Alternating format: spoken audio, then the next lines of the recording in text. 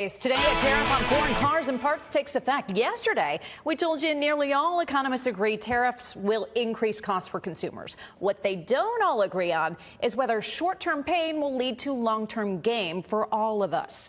Deanna, you've been studying this very closely. What did you find? Well, there are several famous economists of the 20th century who believe that free trade ultimately hurts workers, encouraging American manufacturers to move their plants overseas for cheaper labor.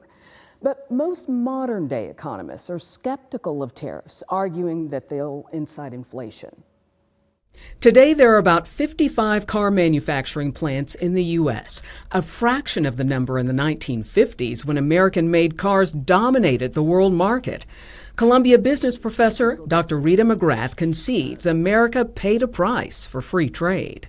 The unintended consequences were free trade basically lowered wages across the globe. So high-paid manufacturing jobs in America, for example, got hollowed out, only to be replaced by labor from elsewhere. So President Trump believes tariffs will discourage buying imports and encourage the return of a robust manufacturing industry in the U.S. Whatever they charge us, we charge them. What the president says this will have is some short-term pain, but the long-term gain will be bringing back manufacturing. You say what to that?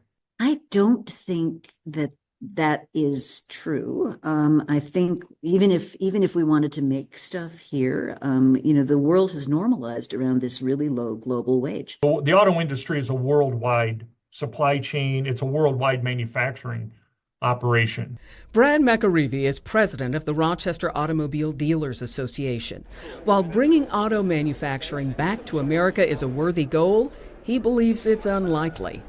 The auto industry, from an auto manufacturing standpoint, is a long-range planning business.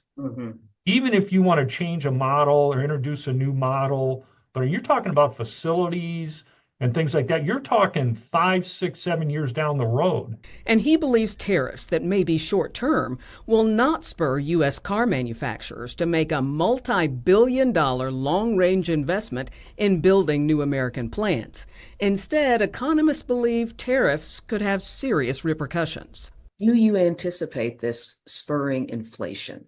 Well, Deanne, absolutely. We're running the risk of a repeat of the 1970s stagflation, right, where you had inflation without corresponding economic growth. Now, supporters of tariffs point to Honda's recent decision to build its next plant in Indiana, not Mexico, to avoid U.S. tariffs. That's exactly what the president wants to happen. But economists are still skeptical, saying it would take years to see results, and the number of new American plants would account for only about 10% of the auto supply chain. So, Nikki, there are many who believe President Trump has another end game, using tariffs to force other countries to renegotiate trade agreements that he believes are unfair. So we'll all need to watch and wait. All right, we will be watching. Thank you, Dee.